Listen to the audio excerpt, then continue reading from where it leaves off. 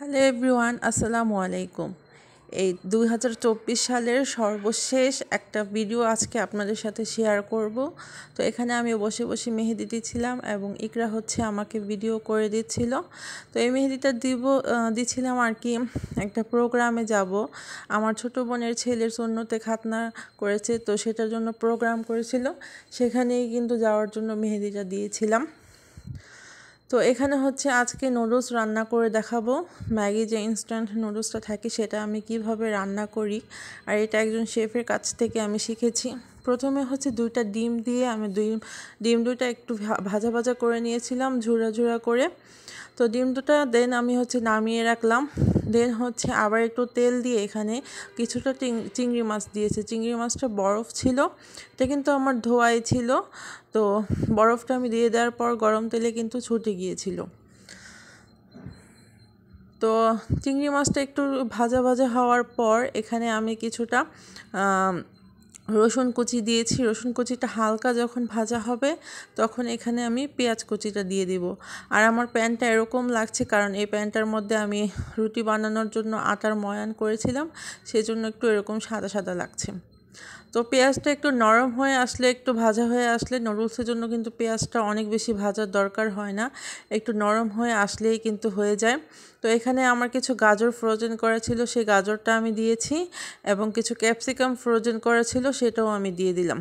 তো ক্যাপসিকামটা চাইলে আরও পরে দিতে পারেন, যারা একটু কচকচে খেতে চান, একটু শক্ত শক্ত খেতে চান, তাদের জন্য বলছি। দেন হচ্ছে পেঁয়াজ কলি ছিল এখানে ফ্রোজেন করা, সেটাও দিয়ে দিলাম।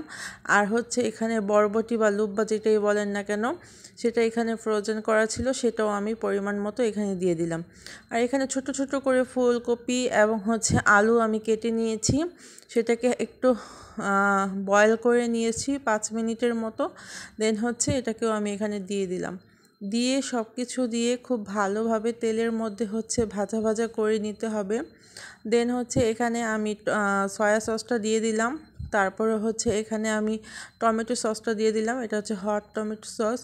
এরপর হচ্ছে এখানে আমি ওয়েস্টার সসটা দিয়ে দিলাম পরিমাণ মতো। আর ওয়েস্টার সসটা একটু পরিমাণে কম দেওয়ার চেষ্টা করবেন, নাহলে কিন্তু কালারটা চেঞ্জ হয়ে যাওয়ার সম্ভাবনা থাকে। দেন হচ্ছে এখানে আমি একটা ম্যাগি সস নিয়েছি, সেটাও আমি পরিমাণ মতো দিয়ে দিলাম। আর সসগুলো কিন্তু সব কিছু পরিমাণ মতো দিয়ে দিতে হবে।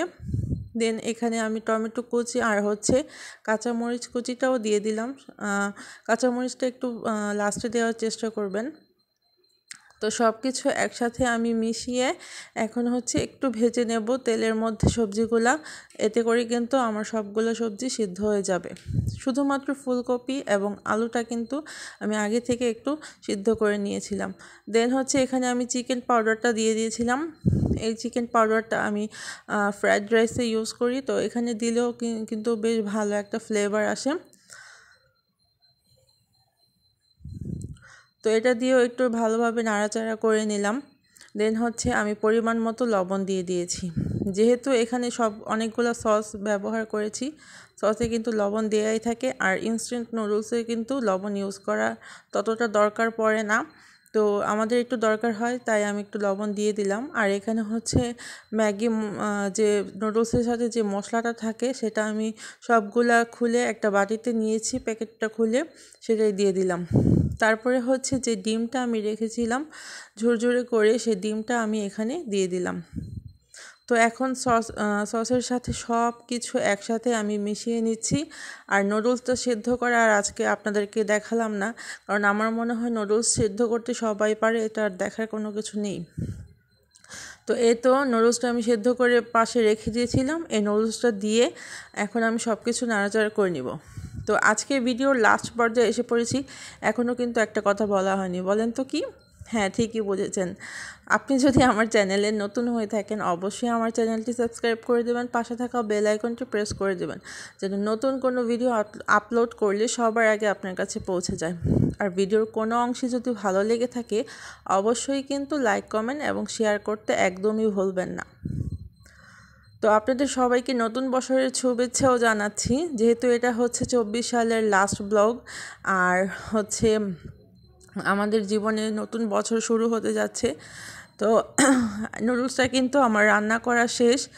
আর এই হচ্ছে আমার মেহেদির ফাইনাল লুক। মেহেদিটা কেমন হয়েছে এটা কিন্তু আমিই দিয়েছি। আমাকে কিন্তু অবশ্যই কমেন্ট করে জানাবেন। সবাই ভালো থাকবেন, সুস্থ থাকবেন এবং আমাদের জন্য দোয়া করবেন। আল্লাহ হাফেজ।